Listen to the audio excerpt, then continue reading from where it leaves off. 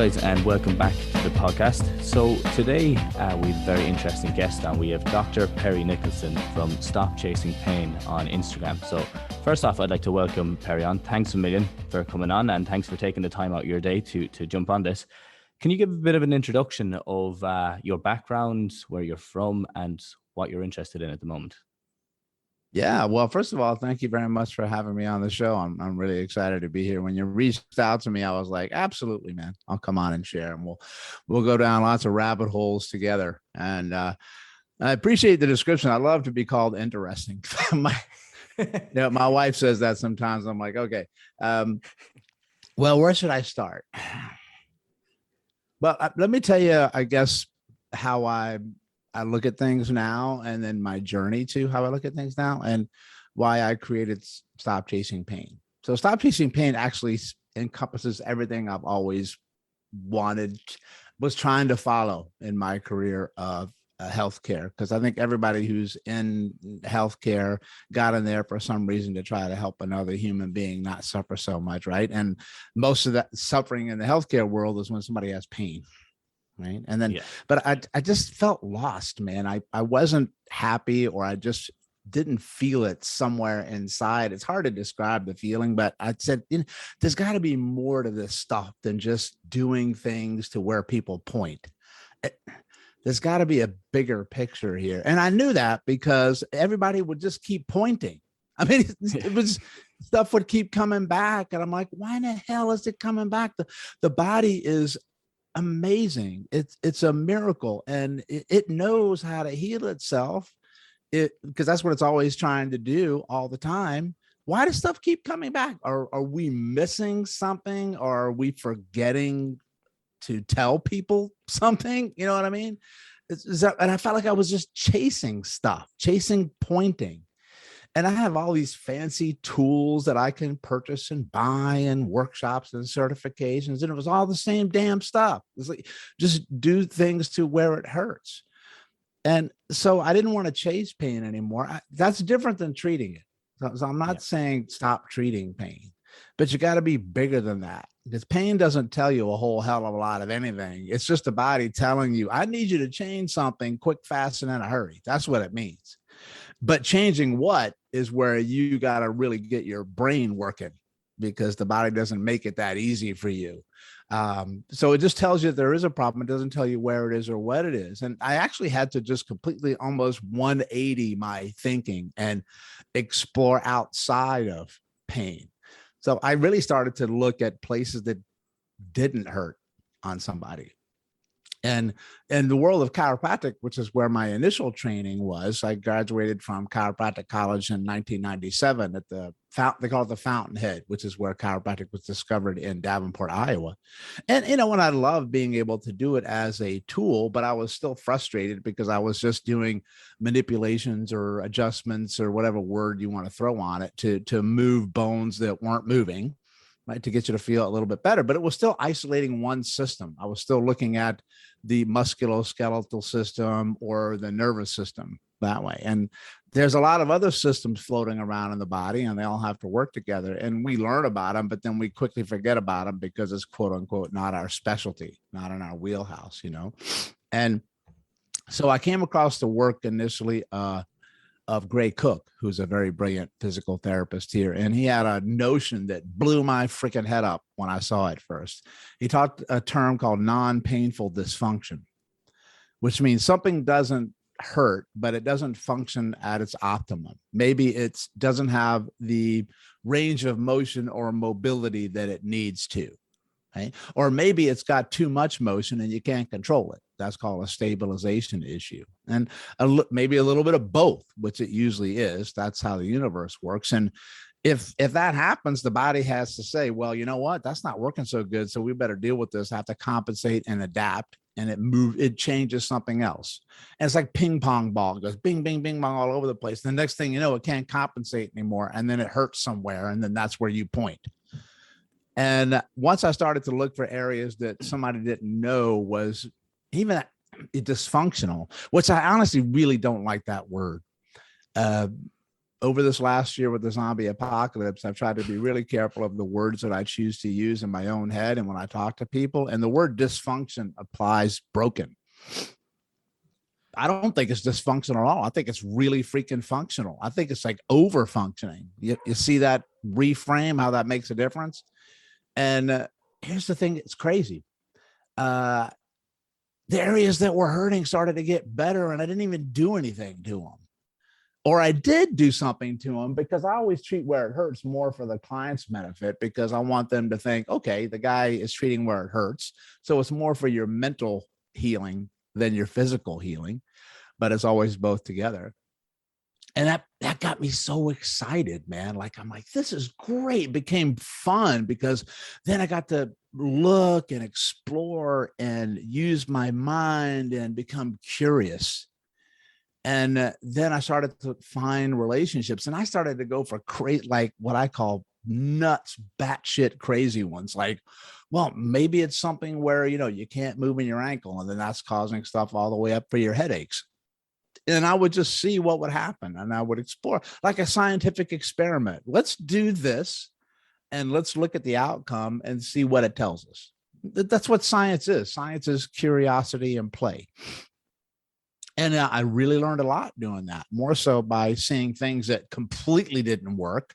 And I'm like, well, I'm not doing that again. And I learned about relationships, and it really completely changed my thought process. And I know I went down a big rabbit hole there because, one, I've been drinking coffee all morning, so I'm going to go out of control. And two, I'm talking about stuff that I'm really, really passionate about, because I want to try to share that thought process with other people to say, I don't care what your background is. You should look outside of your background when you're taking a look at someone, and try whatever it takes to get somebody better. Because here's what I've learned is that your thought process is going to determine your outcome. And if you just get locked into your thought process of your training, you're usually going to get what you look for, because you're looking for it. You follow? Yeah. Exactly. And because you don't know what you don't know. And then you're like, holy hell, when did that show up? I'm like, well, when you opened up your mind and you got yourself out of quicksand, and you stop thinking just like a chiropractor, or you stop thinking just like a physical therapist, or whatever profession you want to insert on the end of it. So to answer your question, my initial foot in the water, if you will, healthcare was chiropractic. But I don't tell people that that's what I do, because here's what happened. Language is powerful. As soon as I say chiropractor, you automatically have this concept of what you think it is. Yeah. Based on your experience, whether it was good or bad, or on somebody else's experience that they told you was good or bad. So automatically you pigeonhole me into something. And I can guarantee you one thing: the chances are virtually zero that you know what I do in my office, because I don't do just chiropractic. I actually do very little of that. It's just a piece of the puzzle. Yeah. I think you hit the nail on the head there, because when I went through my undergrad, I did athletic training was my undergrad, and it was very, very focused on the fact that person's knee is sore, so it has to be a knee problem. And if it's not a knee problem, it's a hamstring problem. If it's not a hamstring problem, it's a calf problem. But you don't look outside of that, and you never really look at everything else that could be contributing to that. Like, you never even look at the fact that maybe that person has only slept 5 hours a night for the last 2 weeks or 3 weeks. All these different things. Hydration might be poor. Their diet might be poor. There might be having bad relationships at the moment with their family, or let's say with their girlfriend or their boyfriend. But it wasn't really until I kind of went on and I studied on and looked at different things. And I think it was this biopsychosocial model. Have you come across that? Yeah, that's kind of what put me onto that more. And it really made me think that, well, if pain is generated in the brain, it has to be that there's a lot more things contributing to this than what's going on here. And it's not the fact that they just went running and now their knee is sore. There's a lot more things contributing there. So I think you hit the nail on the head with that. And I'd love to go down that path about relationships and what your interest is there, and how you connect relationships to pain. First of all, dude, that's a great moment that you come to, right? When you realize that's like finding the Ark of the Covenant in Raiders of the Lost Ark. You're like, holy cow. I mean, because that's big, man.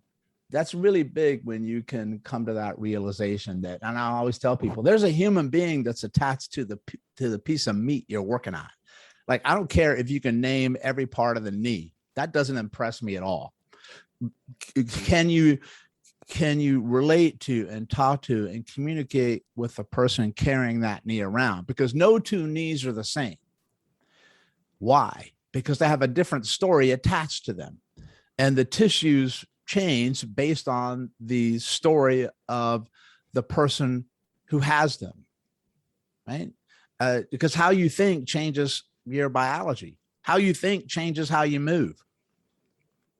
I mean, that in and of itself is everything, right? And if we know movement is the big key to what we're looking at, and the BPS model, biopsychosocial model, is a huge thing when people realize it. You know, you've got the biological part, which to me is like the least freaking important part, because they even know that genetics don't really determine what's going to happen to you. It's your environment, right? And then what's the environment that you're usually floating in all the time that you forget? Your own damn head. Like how you think about anything, how you think about the environment that you're in. So it's not just the environment, it's your interpretation of the environment. Right? Because that determines how well you're going to really live in it. And that also can be determined by the social support that you have or don't have. That's why the toxic environment that you have at work or a relationship, or here's a big one, the toxic relationship you have with yourself. Maybe you don't like yourself. Maybe you hate yourself. Maybe you're ashamed of yourself, and you're changing how you move and how you behave because you're trying to get the approval of somebody else that you think is more important than you are. That's big, man. And you got to put those together, and you can find those answers if you just step back and do what's innate to every human being, is knowing how to read another person. You just forgot how. Yeah. Because you're so busy looking at a damn phone that you don't look at anybody's face or body language anymore. Or here's the thing, you forget your own intuition and your own gut instinct, and you rely too much on data. I think what you're saying there now is exactly in line with the way I'm thinking now and the way I've been working with clients. Because when I'm working with clients, I do it on a general, I do it over a long-term basis. I don't as much anymore just do single sessions with people, because I find in a single session, you can only get so much out of it.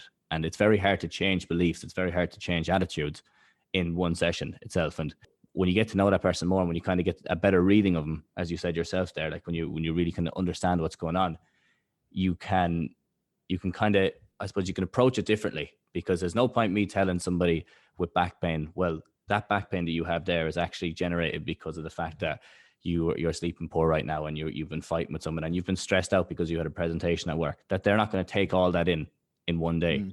So I think for me, I like to do it over a longer period of time, where I can kind of get a better idea of the attitudes that they have, of the beliefs they had, just from talking to them. It's not that I'm interrogating them by any means, but it's how they speak about it themselves. And I think that comes back to what you were talking about with those thought patterns, how they speak about their own back. My back is broken. I've been like, my father had a bad back. Everyone in my family had a bad back. That type of stuff, that type of thought pattern is going to drive so much conscious awareness to that area, that if the body doesn't pick up on it, I'd be surprised. So, and then changing, as you said, changing how you move, because they feel that you have a bad back now, you're not going to go down and bend down and pick anything up off the ground. And that's something that I'm extremely interested in, is those thought patterns and how they drive pain and how they change, I suppose, someone's beliefs overall. So how do you go about addressing that with a client? That's a great question. And you're so right. A lot of people are not ready to receive or hear what you're going to say, because especially early on in a process, right? Because it seems crazy, but you also have to stay logical to things. And I tell people that what I mean by that is, sometimes a zebra is a zebra. Like, it's exactly what but sometimes a zebra is an elephant that's painted like a zebra, which means that you get tricked or you get punked by the body. So when let's say, for instance, let's take it back to an example. Let's say your knee hurts. Well, let's look at the history of that knee. Did you just fall and then you landed on your knee? That's a traumatic onset to your knee. Well, that's almost like A equals B, right? I'm logically going to treat your knee. But in the back of my mind, I'm going to be asking myself, why in the hell did you fall in the first place? like maybe you have poor proprioception or inability to sense things in your feet or your body, or you got coordination issues with a little bit of stuff off with your eyes or your inner ear, and you have what they call a vestibular balance. And it's so subtle, but it took you right out on the field, right? Because if you have a non-contact injury fall, I'm going to look a little deeper into that. But maybe sometimes it was just, hey, life happens, sometimes you just get hit and you get hit. But is that's different than a knee that, hey, my knee was great yesterday and now all of a sudden it's not. That's not how it works. Something develops over a long period of time, and then the compensation and adaptations go. So, but you still start logically where it hurts, and then you see what happens. Right. And you make sure that something is not so damaged that, listen, it doesn't matter what kind of, how much I talk to you about your emotions, you need your ACL put back on. I mean, it's just, but I can tell you this much, that once you put the ACL back on, you're going to have some mental issues from what you just went through, and whether you think you're going to ever be able to play again, or when you step out on the field, you're going to doubt that knee. And that's going to establish patterns right there that can cause issues with the knee later, or issues with something else far removed from the knee later, if you follow. But so you logically begin to treat the knee, and you just look for outcomes, which is information.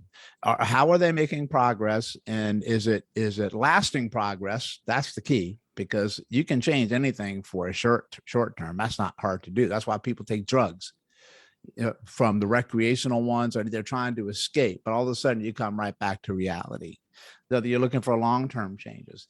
And the more that you do that approach, or even step outside of, look, maybe you've enlightened and you realize, hey, the knee is kind of a stupid joint. It only does what the foot will allow and the hip can control. Maybe it's a foot problem or a knee problem.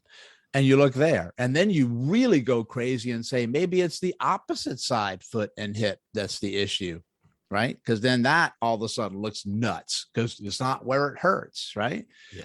And the more I do those, and I don't make that process, then I go deeper into maybe some of these psychosocial habits and behaviors that you have that you don't know you have. Because a lot of times people are doing things that they don't even know that they're doing, that's causing an issue with them, because they don't know what they don't know. It's just like, that's what they're programmed to do, or they don't see anything wrong with it. So a lot of times people are not making progress because they just don't know what they should or shouldn't do for themselves, because it's so subconscious. But then I'll start going down that emotional based road, and people are more open to it at that point, because that's where, like, I've tried everything that's supposed to work and it's not working. Well, then I have a novel idea. How about we don't do that anymore, because obviously it's not working. Then let's do something that seems crazy, but it's not so crazy once you're at a breaking point for pain and suffering, because suffering has a really great way of opening up your mind and options. And I've designed my practice that way, where I'm not the first person you see. I'm the last, or damn near the last, because you've tried everything from the traditional approach that should work, but hasn't. And it's afforded me the ability to look at things in a unique way, because I already know there's things I don't have to rule out. So I know they've MRI'd your knee, so there's not a tear, or they've done an x-ray to your back, so it's not cancer. You follow? So I'm ruling things out, and they're like, there's nothing we can see or nothing we can find. I'm like, well, that's where I come in, because just because you can't find it doesn't mean it's not there. You just need to look outside your scope of what you think you can see, your sphere of influence that you have for how you're looking at the world. And I usually find it, and they're more open to it, because they're at that point, they are, doc, I'll do whatever it takes to get well. Right. Yeah. And then we explore, and then we look. And we were talking a little bit before about some of the stuff in martial arts and energy, and energy is, everything is energy, right? I mean, because if you don't have energy, you're freaking dead, right? Yeah. That's your soul or your spirit or whatever you want to do in the quantum realm. But there's balance, and Eastern medicine and Western medicine, I study a lot. I study a lot of different disciplines. They say the same thing. They're using different words. And in Western medicine, it's called homeostasis. That's your ability to adapt to something. So the pendulum swings all the way to the left, and then it should be able to swing all the way to the right, and then reestablish its resting position in the middle and be able to go wherever it wants. That's resilience. That's what that's called. In Western medicine, they call it the same thing. They call it your chi, your yin, and your yang. You see that circle, it's got black and white, and then they share the same space, but they can move and flow in between. You get a flow state. My initial stuff was just looking at opposites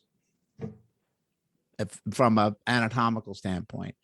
For instance, I would say, okay, well, your back is hurting and everybody's going after your back. So let's assume that maybe it's not a back problem. Maybe it's a front problem, because that's the yin to the yang. And that's where, but my stomach doesn't hurt, or my abdomen doesn't hurt. Congratulations. Now you're catching on. Now you're getting it. Right. And then all I would do is just turn you over. And then I press in your abdomen and I look for your response. And most of the time it's going to be one where you're not happy at all, because it's going to freaking hurt. And here's my point. It's not supposed to hurt.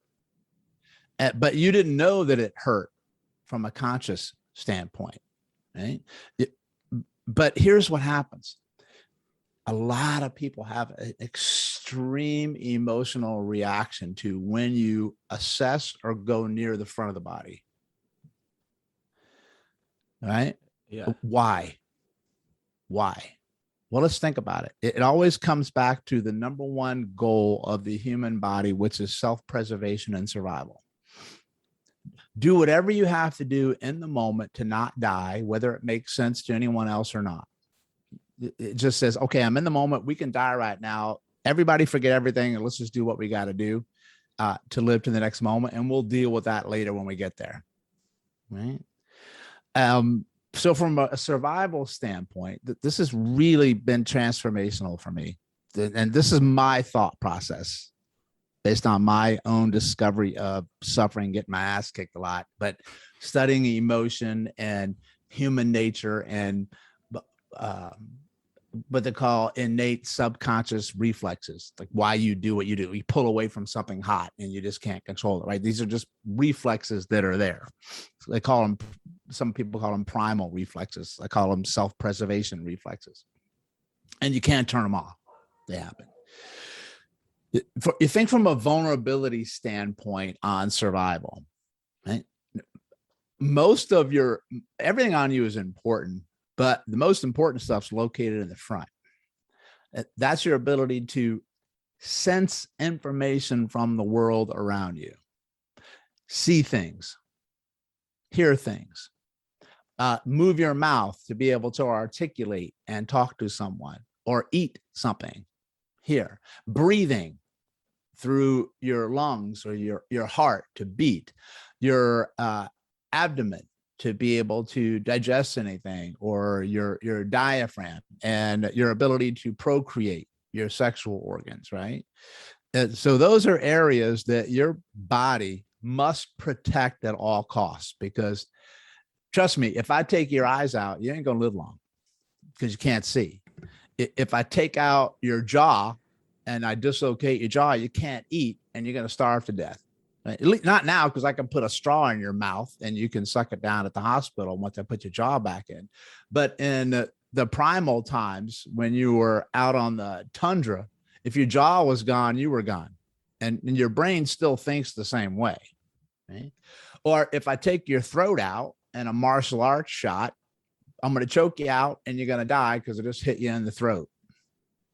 Or if I punch you in the heart really hard in your solar plexus, I can stop it.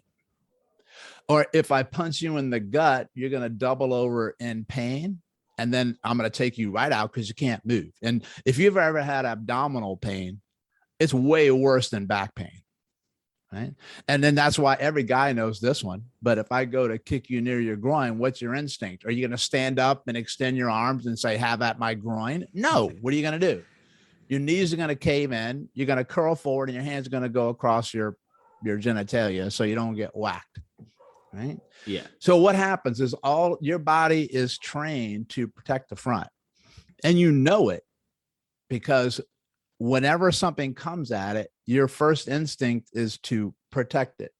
So the hands come up near the face, they go to the throat, or you tuck your chin down to your throat, or you round your shoulders forward to protect the heart, or I'm going to curl into a big giant fetal position to protect my abdomen, right?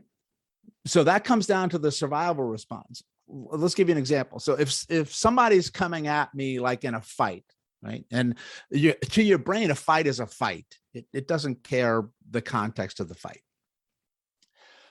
And the smart play in a fight is to not fight.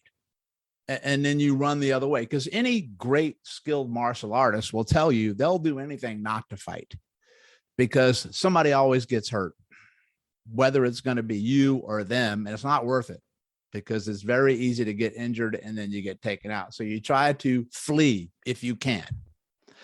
And when you can't flee and you have to defend yourself, well, then you do whatever you need to do to survive, right? And then you keep going at it. Now, what happens if you're losing the fight? Then you're going to watch any fighter or boxer in a ring. You curl, hands come over your eyes and your neck, and you go here and you protect your head, and you protect the throat, and you curl in at the shoulders to protect the heart, and you curl in at the abdomen so you don't get a gut shot. I like that way. And then you can stand there for a long time and get the ever living hell beat out of you if you pump on my shoulder or my hip, or even if you can wail on that for a good period of time before I eventually go down and then I tap out. Right. So you've either got flee, or you've got the fight, or you've got this protective freeze kind of response. Right. So that protective mechanism is always a flexion pattern to protect the front of the body, which means that you're going to have a hell of a lot of tension there all the time, right? And here's the way I think about it. It's actually been quite profound, is that how many people complain of physical pain in the anterior part of the body? Very few. And that's a great point. Yeah. Very few. It may be a little bit with your throat or your neck, and, but not much. But you could, all day long, back of my head hurts. Between my shoulder blades is always killing me. The low back is always killing me. My hamstrings hurt. My calves hurt. The bottom of my foot hurts. And here's the way I look at it from an emotional standpoint and a survival standpoint. I think that your body will sacrifice the back to protect the front as long as it can, which means the problem is actually in the front, but you feel your pain in the back because that's the one having to do all the carrying the load for you. But here's the key word. Your vulnerability is not where your pain is.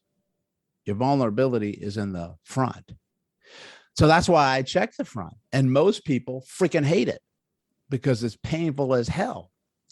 But why does this correlate to emotions? Because I just told you, from an emotional standpoint, when you're under threat from anything, right? From your own thought process or thinking about a past event that was traumatic for you, that's a threat. And then with this last year, we've all been under a threat, like an existential threat of knowing who the hell am I or what's going to be happening. What's your first instinct? It's to freaking tense up and tighten up in the front. And then you cut off fluid movement, dynamic movement. You shorten up movement. That tight tissue doesn't accept blood flow well in, blood flow well out, or lymphatic flow anywhere. So you shut down the fluid metabolic process that your cells need to actually function. Right. And we see that in emotion people that have trauma or shame. They isolate and they curl into a fetal position and they withdraw from the world. That's the extreme. But I want you to imagine this way. What if you had 1% of that response every day for 10 years? Yeah. What's that going to feel like? Right. So you first of all, you can't change something until you become aware of it. I'm going to say that again. You can't change something, you need to become aware of it. And I'm almost done because I'm on a roll. No, I love it. Keep going. And I want to talk about subconscious and conscious for the brain, right? So conscious is what you can see, what you realize for something like, okay, consciously my shoulder hurts, right? And pain was the attention getter. Right?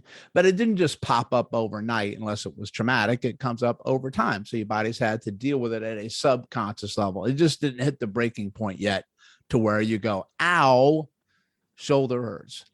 So that's conscious awareness.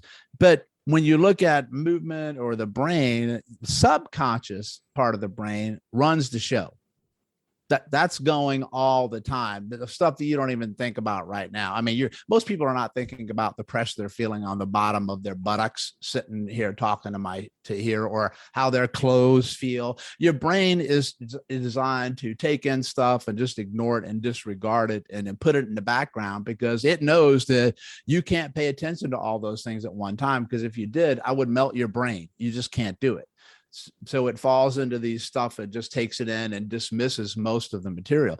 But 80% of how somebody moves, some people even say 90%, depending on the resources, is subconscious, which means it's happening without you thinking about it. That's habits and behaviors that you've brought in, or more importantly, it's anchors that your culture has set on you or your family has set on you. And so you don't even know that it's happening. That's a lot. Right? So I thought about it. Why in the hell would I pay attention to the 10% or the 20% when I'm trying to get you better if 80% to 90% of what you're doing is happening in the background? Right? So here's how I'm bringing it home. If you go to my Instagram channel, which is stopchasingpain.com, I have a key phrase at the top.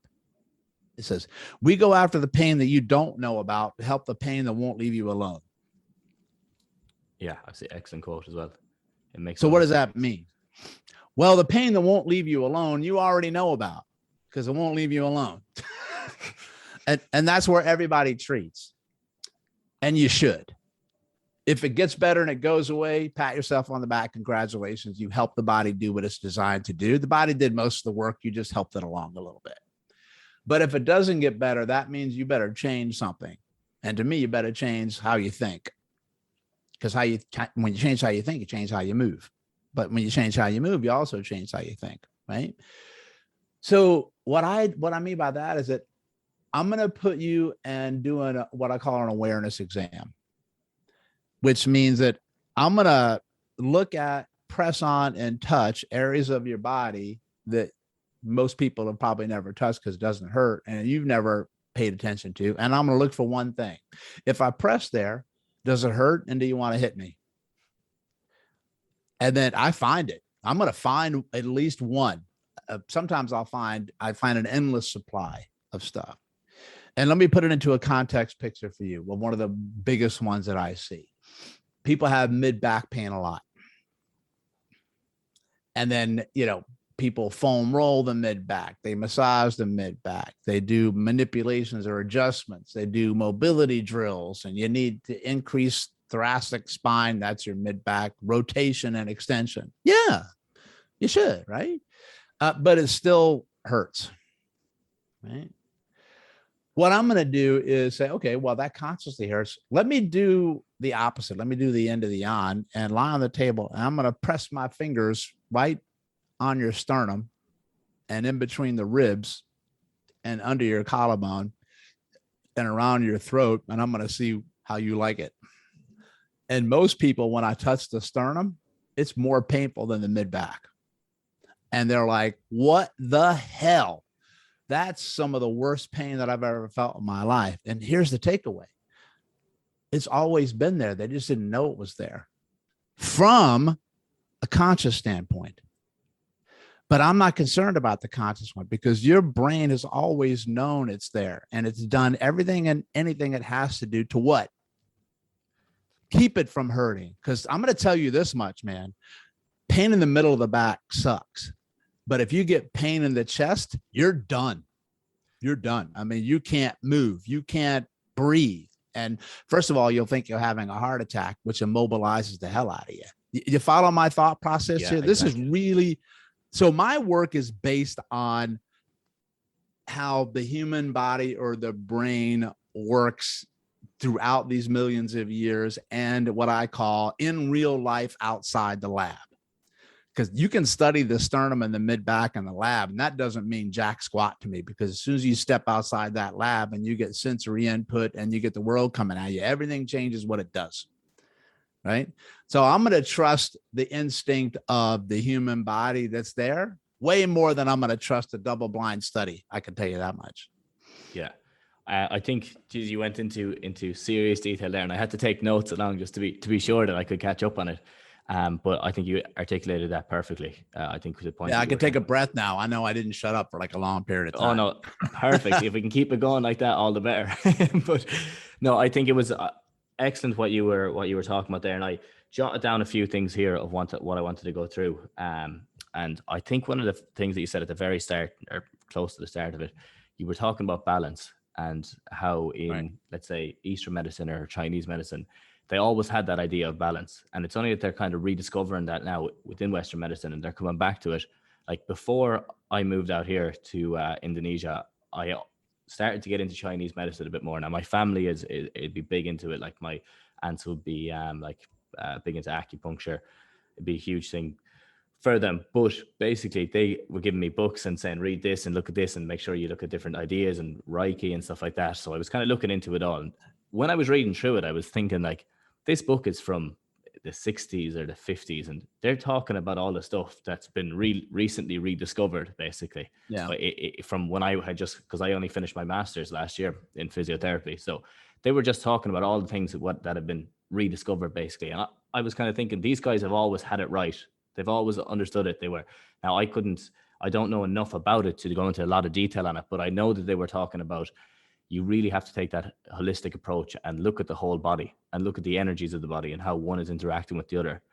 And for me, it was eye-opening to say that this thing, we've known this. Like, it's not that this is new information. We've known this for years and years and years, but I think it's that idea of that you have to, now that the educational system is based in research, which is excellent, and it has come to a lot of conclusions and some great new medications and medicines and that, and treatment methods, but it has lost sight of the I suppose the real issue at hand, and how taking that holistic approach to health is so important, and actually looking at a person, chatting to a person, and getting a better idea of their life and how they're feeling and the emotions that they have at the moment, and suppressed emotions as well, and how that's actually affecting them. I think that we're coming around to it again, and hopefully in the next couple of years we'll shed more light, and I think you're doing an excellent job with that. So one thing I wanted to ask you is you were talking about pain points in the front of the body. Do you feel that there's certain areas, let's say in the abdomen, in the sternum, certain areas in the body that are related to different emotions or suppressed emotions, or different areas that are stored emotions, I suppose, is the easiest thing? Great question. And I love everything about what you just said, and it's going back to basics and fundamentals that we tend to forget, or we minimize, or we take for granted. Those are big. That's why they're called basics and fundamentals, and sometimes you can get so much information, you get lost, that you know a lot of stuff, but you don't understand squat. You follow? Yeah. And the human body is a complex system. It's not complicated. Those are two different things. Humans complicate the hell out of it because it just makes them feel important, honestly, sometimes, especially in medicine. But it's complex because it's a system of many systems that work together, that help each other out. And I always say this, no system in the body ever works alone. It never gets injured alone, and it never heals alone. There's no such thing as an isolated injury or isolated healing in the body. And there's always an emotional component to an injury. That's why you're not a rock. So everything always goes. I just have to determine how deep it goes, prior, during, and afterwards.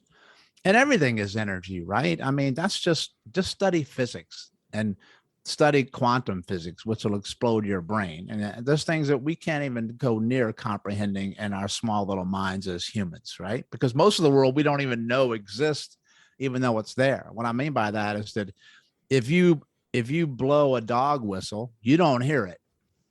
Does that mean it's not there? It's there. You just can't freaking hear it.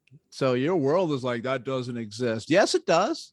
You just don't hear it. And you look at a bumblebee or a bird, they see colors you can't comprehend, or they feel magnetic pull of the earth. That's how they know to fly here to there without a Google Maps. So, and you're like, I don't know where I'm going. I need my Google Map to go from A to B. We get stupider the more technology we have. Definitely. And so you need to keep in mind that your reality is your ability to comprehend and sense it, which is this much. All right. So we have to keep ourselves humble in that. But going back to energy, yeah, I mean, you can bring in different systems of the body, but you've heard of the chakra systems of the body, right? Yeah. So you've got your root chakra that's right below the perineum there, and then you've got your sacral chakra. This is right around below the navel. Then your solar plexus, celiac plexus, which is kind of mid-abdomen. And I'm going to get back to that in a moment. So I'm going to write this one down so I don't forget, because sometimes there's so much in my head, I forget to dump it out. And then you go to the heart chakra in the sternum. Then go to the throat chakra right in the middle of the throat. And then you go to your third eye, which is right above in between your eyebrows, which is a huge point. And then you've got your crown chakra. And then you've got another one, I forget the name of it, but it sits about a foot above your head, which kind of encompasses all of them. I should know that one. I can't think. I can't think about it either. But, all of those are energy. And if you look at those, the bottom three are the survival ones. So they're the one that takes the brunt of survival. So that's where you usually have most of your stagnation and congestion in your energy. Those are people who have pelvic floor issues, abdominal issues, back issues, things like that. But those are energy points. But in medicine, think about, they're very important fascial points and connection points. And in your abdomen, in that the celiac plexus / solar plexus, it's roughly half the distance from your navel to the bottom of your sternum. And there, first of all, you've got all your organs that sit there. 2, you've got the largest lymph node in your body that sits there that removes toxins from the body. 3, you've got a lot of nerve ganglia that sit there. They call them plexus or ganglia, celiac plexus, and all these other names, superior and inferior mesenteric plexus, all the ridiculous names they give it, but they're just nerve centers. And then nerve centers, can branch out supplies. And not to mention, you got the largest supply of blood in your entire freaking body sits right there. That's called your abdominal aorta. It's kind of important there, not to mention that your organs reside there. And here's the thing. When you flex and curl forward into a ball, like a tight fetal position, like we mentioned before, there's a point that's going to have the most tension of them all. Like when you make a fist and you curl into a fist, there's a point on the inside center of that fist that's going to hold the tension. And that's where it goes in humans. There's a fixed point, and it's usually going to be right in the middle of the abdomen. So that's the greatest tension point in the body. It also happens to be the seat of what they call your second brain, or your abdominal brain. And then also in Eastern medicine and in osteopathic medicine, it's the seat of your chi, or your emotional shock and trauma reside in that region. So when you get really tense there, it changes the ability to move your arms or your legs well, because it's like pulling tension on a tight rope that connects the shoulders and the hips together, right? And if you hunch forward, it's really hard to raise your shoulders over your head. If you hunch forward, it's really hard to extend your hip, right? And so your body has to compensate for that. And then that's why when I go near the abdomen, I feel a lot of people start to reveal these subtle neurological signs of anxiety, stress, breathing changes. Some people actually physically start crying from the emotion. It's almost like the body saying, this gets emotional for me because I had a big problem here. Thank you for looking here. You follow? It's almost like a relief. Yeah. That somebody gets it.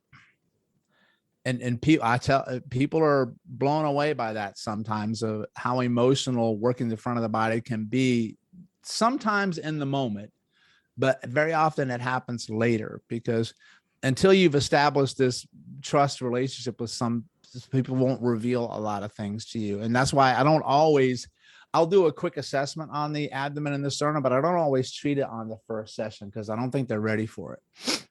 Yeah. Yeah. And it's so true. Go ahead. Yeah, I know exactly where you're coming at with that, because like even when I'm working with clients myself, I do notice that after a session of like, if I am working massage, or if I am doing it like that, or even as you were saying there, working on the abdominals, if there's certain movements like that downward dog, cobra position, anything that's really opening up that area, there is more, I don't know, is it, I think the right word is it, there's more of a connection in that they are more open to things. There, as you said, there's more of an emotional release at times after that. And I noticed that I really noticed that when I used to be doing massage a good bit, is that after massage, if you just sit down and chat to someone, there's such an emotional release there for some people. And I always wondered where it came from, or what the idea was, but I suppose it's that release of energy. It's that opening up of energy, and kind of that like someone being comfortable then in that situation and being able to talk to you then, because they were vulnerable to you, and they let you, and you were, I suppose they felt safe after it. And I think that's a really, really, really good point on what you were saying there. Sorry, I didn't mean to cut you off. If you oh no, that's okay. Continue there. Exactly.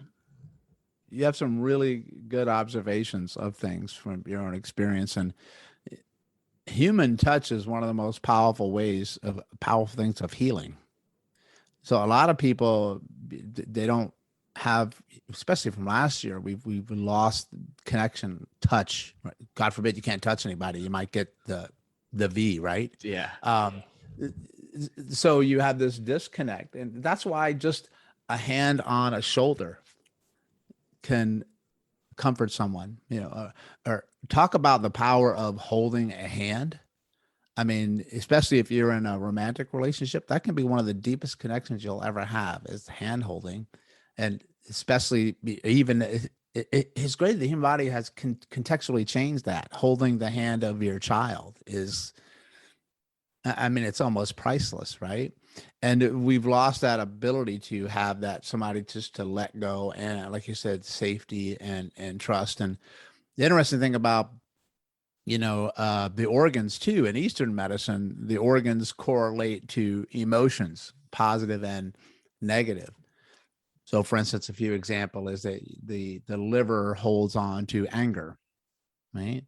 And so people who have a lot of anger typically can manifest in stagnation of the liver, or it can work both ways. If you have stagnation of the liver, then it can change your emotional aspect. So a lot of times when people have this reflexive reaction of anger, and it's very interesting that anger and fear metamorphosize and go together, because one of the things that happens is when people are fearful, they can become very angry as a way of protection, right? And I think that's one of the reasons why you're seeing a lot more anger and animosity in the world today, because of the absolute terrorized fear we went through for 15 to 16 months. And one of the ways that people can, it's almost like we had a lack of control last year, right? We didn't know what we could do, when we could do it, if we were going to die, if we were going to have a job, if some people, whether they're going to be able to feed their family. I mean, that's fear, right? And one of the things when you don't have control, first of all, that's one of the most stressful things to the human brain, is lack of control. Not knowing, not being able to predict is freaking terrifying. So one of the ways that you can stand your ground and have some semblance of certainty is through anger, which means that I'm not budging from where I am no matter what, because at least I may be wrong, but I can control if I'm wrong or not, right? And so the fear and anger really transpose each other, and the lungs hold sadness and grief a lot. Because think about that, like you just feel like you can't breathe when you lost someone, right? the sadness and grief. And those are areas where, I look for somebody who's had a condition. Maybe they have asthma. So I'm just going to kind of explore a little bit here. You're going to look at the physiological aspects of asthma, and you can treat the asthma. You can use the medication for the asthma, but you also want to delve into the human being side of asthma. Right? And why the hell did you get it today and not yesterday? Or it's different than somebody who may have been born with it, right? Then that's when you can explore past emotional trauma, or think, okay, what happened before what happened?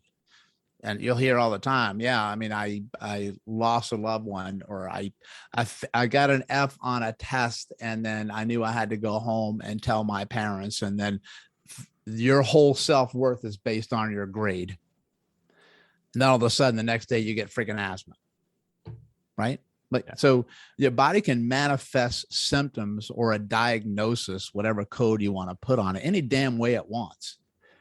But you have to go back to what might be the catalyst. And people who think that's crazy, I think you're crazy for not looking at it as a possibility. Because do you really want to just stay on some medication your whole life and take it and not look for answers of why in the hell you got it in the first place? Or maybe I don't have to take it as much or as often, or I have some semblance of understanding my own body and why it does what it does. Because the human body never does anything without a reason.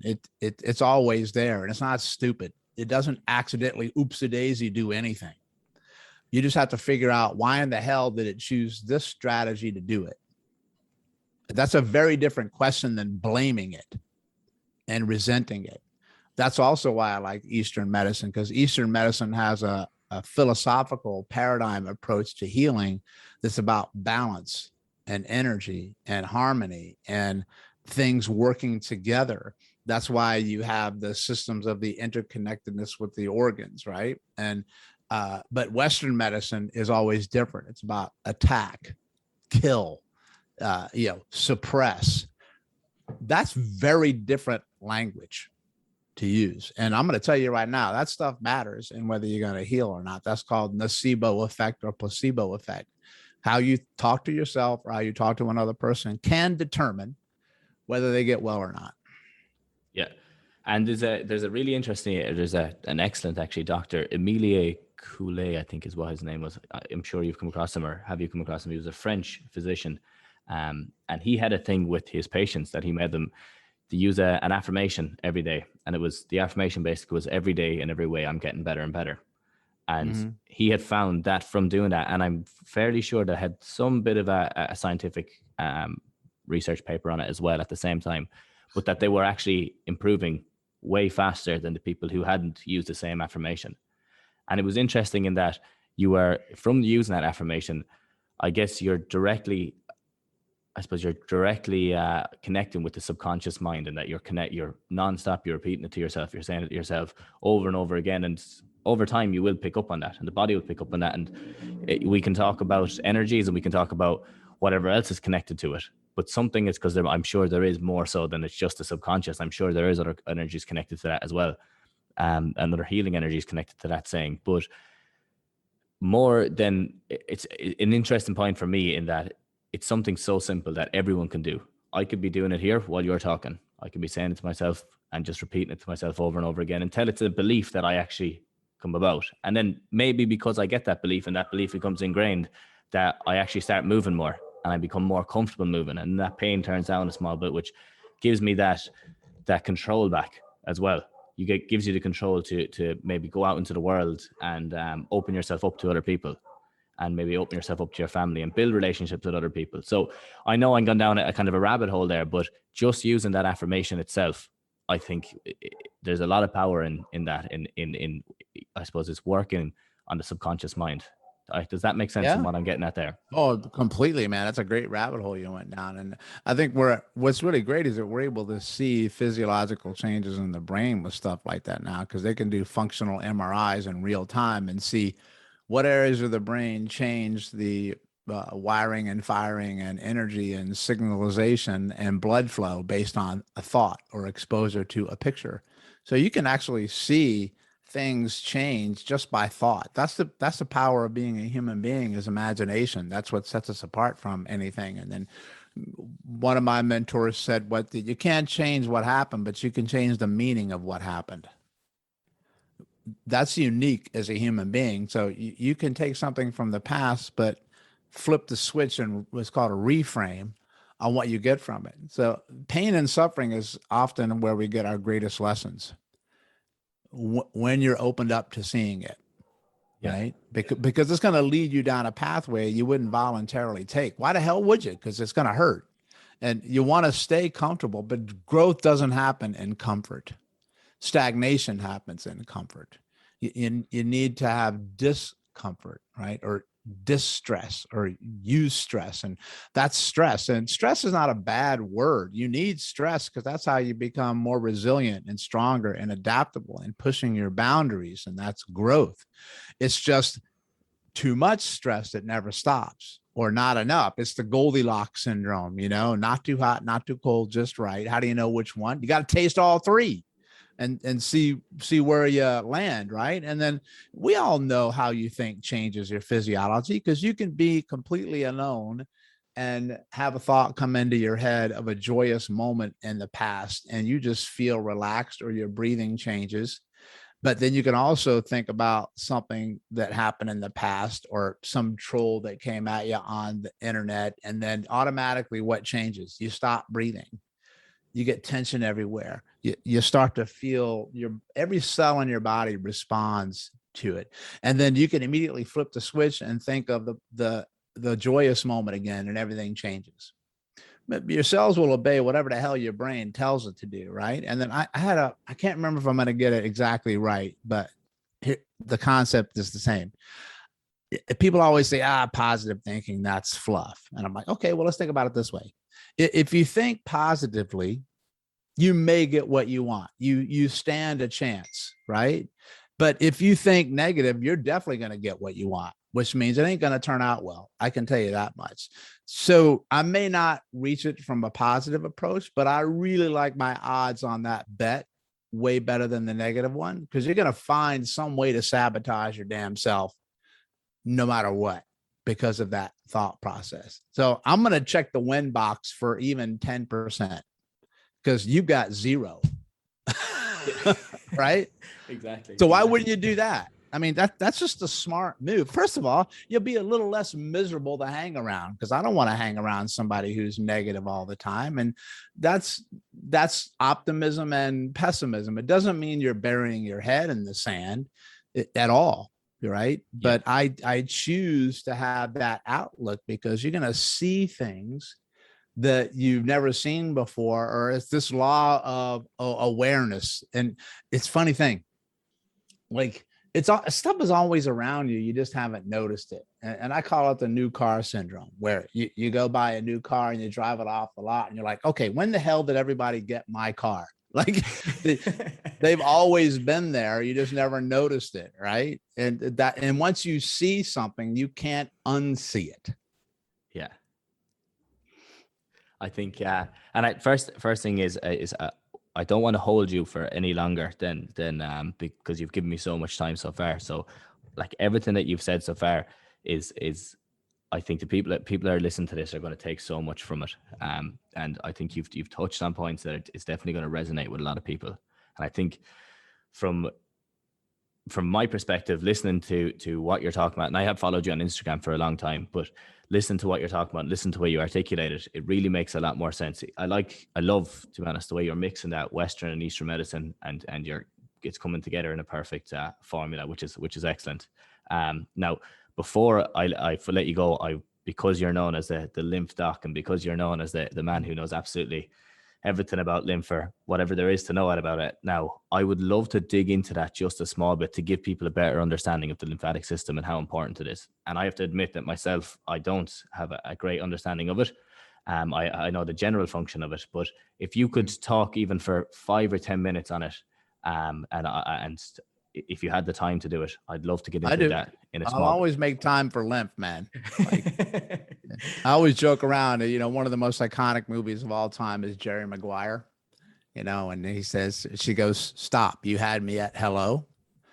And I tell people, you have me at lymph. As soon as you say lymph, I'm down, man. I'm good. It's going to be hard to do 5 or 10 minutes because I teach 16-hour courses on this thing. It's been transformational for me because honestly think it changed my life and saved my life and ended up being my calling in life, honestly. And let's just discuss what it is and then why I found it. The lymphatic system is, to me, one of the most important systems in the human body that people don't know about, or they don't intentionally do things to take care of it to help themselves feel better because they just don't know about it. And that's my goal, is just awareness. So the lymphatic system is part of your immune system and your cardiovascular system, which means its job is to remove toxins from the body of all types: bacteria, viruses, parasites, fungus, metabolic waste, cellular waste, anything that you don't want inside of you that needs to get out. It's a huge player. And it is, in my view, the fundamental majority player of your immune system. So if you have immune system compromised, you're going to have a lymphatic system issue in some way, shape, or form. It's also part of your cardiovascular system because it connects directly with the venous system of the body, the veins. And the veins are the waste removal system of your body as well. And that takes it back to the heart, and then the heart takes it back out to the arteries, and the lymph dumps into the veins. And then the veins take it back to the heart and then the lungs, and it goes back out again, and it's recycled. It changes names as it goes through. But if you have a problem with the lymph system, you're going to have a problem with circulation. So it's huge for cardiovascular health, heart health, endurance, and also removing swelling and inflammation. It's the primary system that eliminates swelling and inflammation, because inflammation is an immune system response. And so if you have inflammation that you can't get rid of, you need to look at the immune system. And that's a big part of the lymph system. Sadly, most people only hear about lymph or dealing with lymph in 2 cases. The C word, cancer. Because we know that if you have cancer, particularly for women in the breast tissue, it can metastasize or travel through the lymphatic system. And yes, it can. But you also have to keep in mind that the lymph system kills cancer. That's its job. And that should tell you something. If cancer can travel anywhere in the body through your lymphatic system, that means the lymphatic system is sort of important and goes everywhere. And it kills cancer cells every day, so you don't get cancer. And the other type is when you have what they call lymphedema. That's where the lymph system doesn't work well. You got what's called primary lymphedema, which means you may have a genetic variation with it where it can't do its job. Or you get secondary lymphedema, which develops over time in relationship to habits and behaviors, particularly usually metabolic disease. And then you get body parts that become very swollen because the lymph doesn't work well. So you see a lot in the ankles and the feet and the legs because the lymph pools at the bottom because of gravity.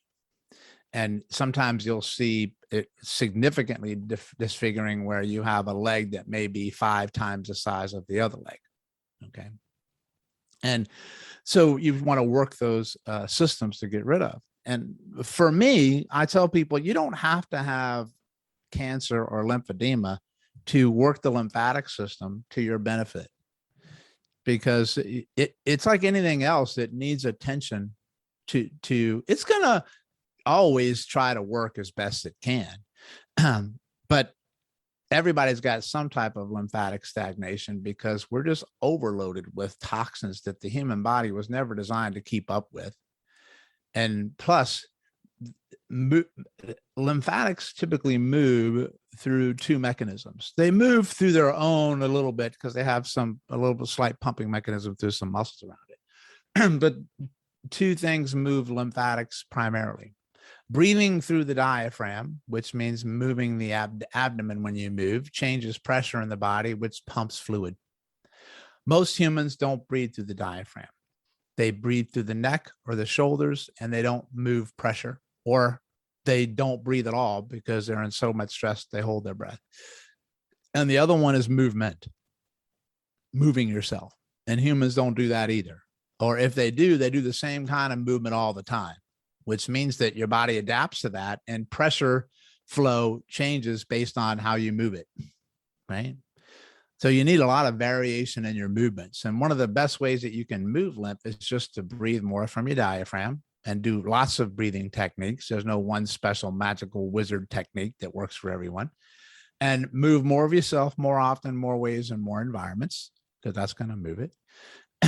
And usually that does a great job. But here's the thing. Sometimes it's so overloaded and so stagnant that it can't move. It's too stuck. And you have to, here's my medical term, you have to unstuck it. You have to take away the blocks. And because there's a lot of people who do all those things, but they're still suffering. Yeah, they're breathing and they're moving, but they still have an issue because they need to remove the blocks. And that's when you do lymphatic work, or what I call lymphatic mojo. Mojo means magic. That's why I use that word. The magic of how unbelievable the changes can happen from simple techniques. One of the things that people tell me is, I can't believe how simple that was and how much of a difference that made with just a little bit of a thing. That's crazy. That's basic and a fundamental, that if you do that, you get big changes in the system.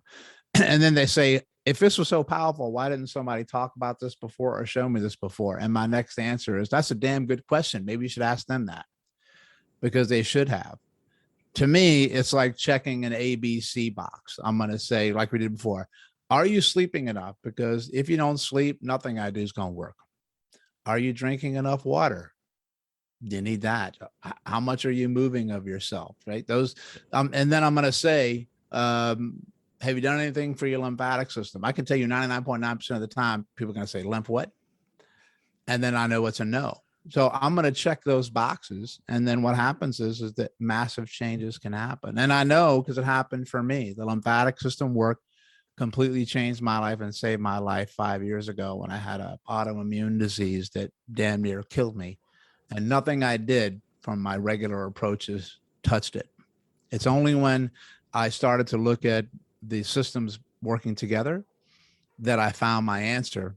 And I became slightly obsessed from that standpoint on the lymphatic system and the immune system. So those are like my two biggest passions right now.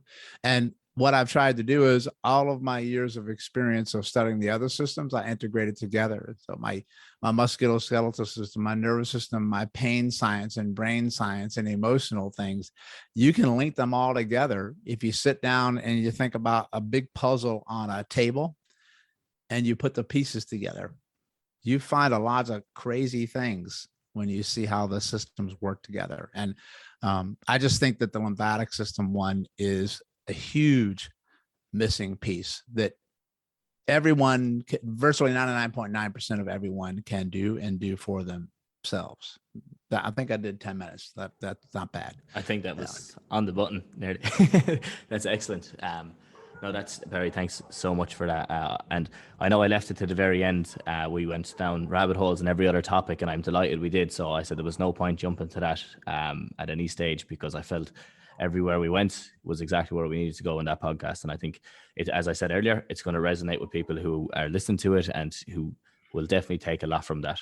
So first off, thanks a million for your time again. I'm delighted that you came on, and I'm delighted that you even looked at my request to come on. So I really, really appreciate that. I suppose the thing to finish on would be, and there's millions of them and there's thousands of them from this podcast, but is there any takeaways or anything that you'd like people to look into more? Now, I know the lymphatic system is something that you're after really pushing there. So that's obviously you can push that again, but is there anything in particular that you think that people need to take away from this podcast, or that need to look into it a small bit more for themselves? Yeah. Well, first of all, thank you so much. I had a great time. We definitely hit the flow state. That's where time stands still. And you're like, okay, where did 90 minutes just go? Yeah, that doesn't know where that was 90 minutes. And I'm glad we went down some rabbit holes and explored different things. It was a lot of fun. And thank you for just letting me ramble on sometimes when I get going. I was always brought back. It was perfect. Yeah. And congratulations to you. I mean, you have a great viewpoint on things, and you know a lot of things that, people who have been in the industry for 30, 40 years don't know because they haven't just opened up their concept to it. So I'm really excited to see where you're going to go with things and the work that you're doing. So bravo to you. One of my most powerful phrases that I say is you can't change something until you become aware of it. So there's a lot of stuff that we went over, but there's usually one or two things at least that really resonates with people when they hear it. Those are the ones that I want you to focus on. And it's going to be a little bit different for everyone of what stood out. So I tell people, okay, after you get where you're going, or depending on where you are, you can take this and go back and write down some things that really stood out for you. And you're like, you know what? I want to go a little bit further here because that's telling you something. Whatever, I always tell people, notice what you notice, and then go deeper down into that, because that's the body telling you, hey, let's go down this rabbit hole a little bit on our own. One for sure is the lymphatic system, and just type in lymphatic system, you'll start learning, right? And then you're probably going to say, holy cow, he was not kidding. This is amazing stuff. And of course, you should come to my course, the Lymphatic Mojo one, or get my video on it. I've done all the heavy lifting for you to teach you that stuff, to make it simple. And the other one is the stuff that we touched on in the beginning is a good place to start to say, how can I learn more about emotion, right? Because that's a big pendulum where you can get very existential in emotion. And sometimes people are not ready for some of the stuff there because it seems like wizardry in a way. So start with the BPS, the biopsychosocial model of pain, because there's a lot of humans, even medicine people, who don't know about that. And you'll get a good concept and you'll see some really nice research on there. And then that research, that beginning research, can then expose you to other crumbs that you're ready to take on for there. But just knowing that you've got this psychological, social aspect of pain for people that are mired in blaming body parts and physiology can free the chains that you, when you feel like you're being pulled into quicksand. That's the branch that you can hold on to and begin to pull yourself out. So I would say start there, and you can massively check 2 win boxes right from the get-go. Perfect. Excellent. So thank you. So guys, thanks a million for listening this week. And I hope that people have taken a lot away from this. So definitely go over to Stop Chasing Pain, and it's Dr. Perry Nickelston. And you will find so much more detail, even on that page alone, to what we've talked, and a lot of follow-up information from what we've talked about here. And definitely check out that Lymphatic Mojo course as well. It's on your page and it's on your website. Am I right in saying that? Yeah, trust me, if you type in my name, you're going to find lymph somewhere. I can guarantee you that. So, my website has all the portals to thing. And then I spend what I like to call a healthy, unhealthy amount on Instagram. So if you go there, you can definitely see a lot of material there too. Yeah, perfect. So that's there to aim for. Check those out, definitely. But yeah, guys, thanks a million again for signing in this week. We thank Dr. Perry Nickelston for coming on, and I'd love to have you back on again sometime to go into more detail on some of the stuff that we talked about. But hells yeah, absolutely, anytime. Excellent. Thank you very much. All right, guys, we'll chat to you all again next week. Have a good one. Okay, guys, that's everything for this week. Thank you so much for signing in again and listening to this episode. So hopefully you got something from it. If you have any questions on it, make sure to send them on to myself or to Stop Chasing Pain. So that's Dr. Perry Nickelston's page also. If you found this episode interesting, I would love if you could send it on to a friend, because this is going to resonate a small bit different with everyone. Everyone's going to pick up something a bit different in this episode because it was so varied when we touched on so many different subjects. So definitely send this on to a friend or family member who you think would benefit from it. Somebody who's probably had a bit of trouble with health issues in the past and they don't really know what's going on, or they don't know why they keep reoccurring. And then if you want to, because we talked about positive mindset and how that's so important, the next episode, or my episode just before this one, was on a positive mindset. I go into a lot more detail on actually how it affects the nervous system. So check that one out as well. So thank you very much, guys, for listening. I would love if you could subscribe on iTunes or on Spotify. And if you could add a rating or comment, that would go a long way. Lastly, I would really Appreciate if you could share it on your story, as that's an excellent way to promote the podcast. So thanks again, guys. I hope everybody's all well and healthy out there and enjoying their summer.